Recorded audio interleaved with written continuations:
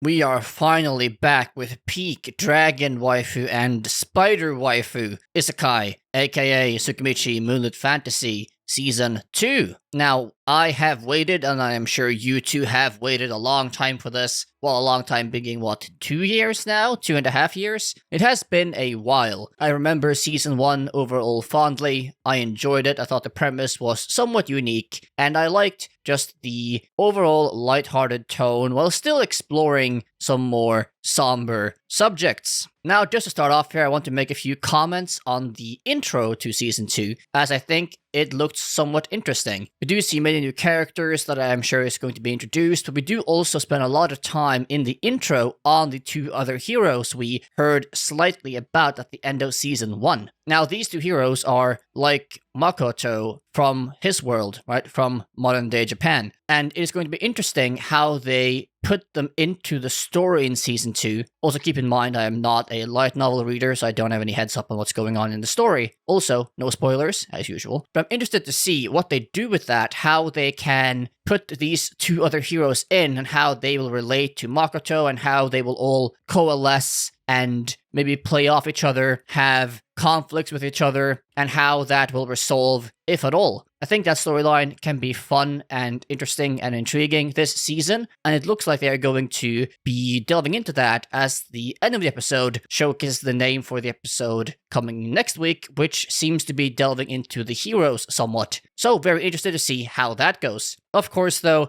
it wouldn't be Tsukimichi without some comic relief and some fun waifu things happening. And in episode 1, we are basically, while Makoto is doing his thing, going to this city to go to the Magic Academy, I believe it is, we see Mio having some horrible Food Wars-esque style training happening as she makes the most poisonous, terrible, absolutely abhorrent food for the Demi-Plane residents. Now, while I found it funny, and I do love seeing our main waifus here, especially Mio, she is a treat, and apparently she's going on a food adventure now after Shun coyfully suggested it, hoping to get her off and out of their hair. I am obviously much more excited about the actual story and the road that takes. While Tsukimichi has been a interesting and fun show, and I have enjoyed comedic relief in Season 1 as well, I definitely do enjoy it more when it gets more, let's say, deep or interesting in terms of the story and plot lines and character developments, etc., character arcs. And it looks like we will see a decent bit of that in Season 2. In other news, of course, the goddess is still a bitch. Who would have thought, right? I also have to say I am somewhat fond of seeing all the people reacting to Makoto when he finally takes off his mask in this human country area, and everyone is like, what the hell is that? Is that some horrible monster? Is so ugly. Like, goddamn, doing him rough. Doing him real rough right now. Anyhow, though, in this first episode, we do explore some interesting subjects that I hope they delve into much more in this season. For example, we meet this young girl and her werewolf buddy, I suppose, looking for help, as of course some bandits are pillaging their village and killing people and, bad people, as, is the usual in these sort of countries or isekais. But of course, the guild isn't really that poised to help, they need more people, and they don't really care, I suppose, because it's a poor village, whatever else. And this young girl is bereft and beside herself that why would she not get help when she needs it? Why would the village not get help when they need it? After all, they have prayed to the goddess every day, right? They are really devout. And they can't believe they're not getting help and protection when they need it, when they have been so loyal, right? And I think that can be an interesting plotline to sort of delve into. I doubt they will, but I see a potential here of somewhat trying to hit at this question of, is blind faith good, right? What does it mean to have blind faith? Should you just believe in something greater than yourself, a deity in this case, a goddess, to help you solve your problems when you need them solved? Or do you still have to rely on yourself and rely upon your own abilities and your own strengths to be able to solve your issues? I think that can be somewhat interesting if they delve into that, though I, again, doubt they will. Makoto, though, decides to help these people because, of course, he has a decent moral compass, which is another thing I am interested to see where they go with this season, as they make somewhat of a point this first episode, to note that he isn't killing people. Like, he might not be used to death yet. He thought he was, but maybe he isn't. I mean, he isn't from a country or area where death is normal, as it is here. And while he has killed before, he did that in a fit of anger. And it doesn't seem like he is overly fond of killing just yet, even though technically he did by accident kill like hundreds of people at the end of season 1, right? With this mega powerful attack there. But overall, it doesn't seem like he wants to kill. As you see with the bandits at the end of the episode, he hurts them and I suppose maybe deforms them for life, which might be crueler, question mark, but he doesn't seem to want to kill them. And that whole thing, that whole subject can be really interesting to explore this season of, okay, is Makoto willing to kill? Like, is he a killer? Is that something he will accept himself turning into? And all the potential moral implications and philosophical implications that might have for his character. Again, I'm not overly convinced they will actually go through with that sort of arc there, but since they made a point specifically in this episode to show him not killing and showing or explaining that he has somewhat of a reluctance to just randomly kill, I think it will be interesting to try to answer why or why not that might be throughout season 2.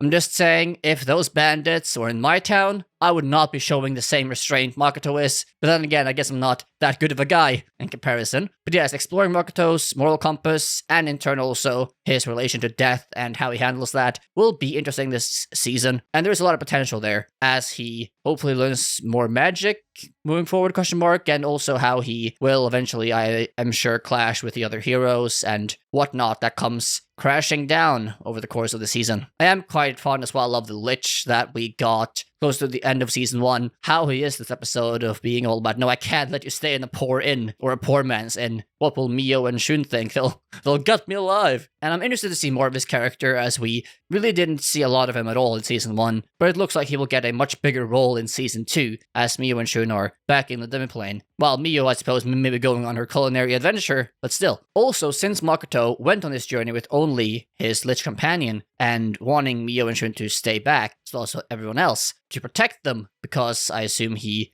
is wary of the goddess, rightfully so. I wonder what they will do with that storyline and how they will develop his character or this arc in terms of how protective he is and how much he wants to protect his companions and what might happen if he once again is confronted with the death or severe damage to a dear companion, as we saw when these adventurers had this kerfuffle happen in season 1, and in turn Makoto killing this blonde woman for the transgression. Maybe Makoto is doing this, and by doing this I mean trying to protect all his fellow demiplane companions, not only because of course he cares about them and wants them to be safe from the goddess and anyone else, but also because he doesn't want to turn into the sort of person he turned into, as we saw in the flashback this episode of him killing this woman and doing it in cold blood, right? Again, all of these things, I don't really expect them to hit too much into this season, but I think it will be interesting to try to answer some of these questions and what they might do with this character in relation to any of these things. Now, we do learn as well that the two heroes here are stationed in different countries, like an empire of some name and a kingdom of some name. So clearly there are multiple, if not many, countries in this world, which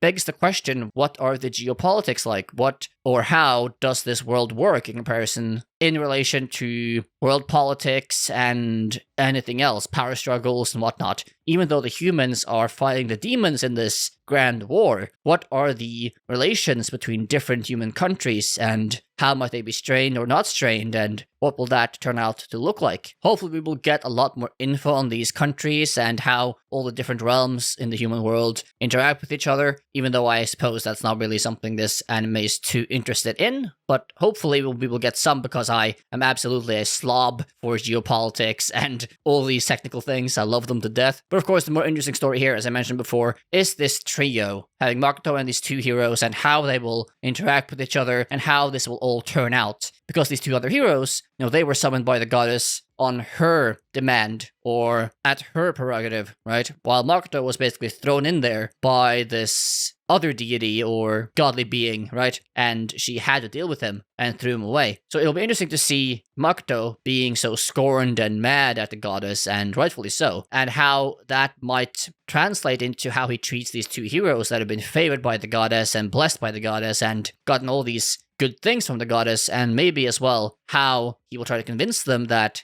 she isn't a good person, and show them that while the goddess may favor those two and might give them everything they want and give them a cushy good life, that she is not someone that is worth fighting for, that the world she resides over and what she to do, who she chooses to help, shows that she is someone worth protecting or working for, fighting for, dying for, etc. Anyhow, interested to see how this whole trio is going to turn out and the relationships between each of them, as well as Sophia and Mitsurugi as well, hopefully again this season. Anyhow, though, those are my thoughts on episode 1 of season 2 of Tsukimichi Fantasy. It has been a long time coming and I'm really hyped to finally get into season 2, and I have definitely missed this show and the feeling it gives of being somewhat lighthearted while still exploring potentially deeper issues and situations and problems and philosophical questions, whatnot. I am sure it will be a very fun season to explore and cover, and I will be reacting to every single episode, so don't you worry about that. In other news, yes, this is indeed my first video of the year. I know. For some reason, things just did not work out at the start of this year, so my New Year's resolution of having one video every day of the year is already not looking good. But hopefully from today on, we will have a proper schedule. Oh god, let's hope so. If you enjoyed this video though and want to see more of my content and see me continue to cover this show as well every single week, then please do like, subscribe, and the notification bell to never miss out on content, and hopefully enjoy a lot more of what I have to offer. If you have any comments or thoughts on this reaction or the show of episode 1 of this season 2,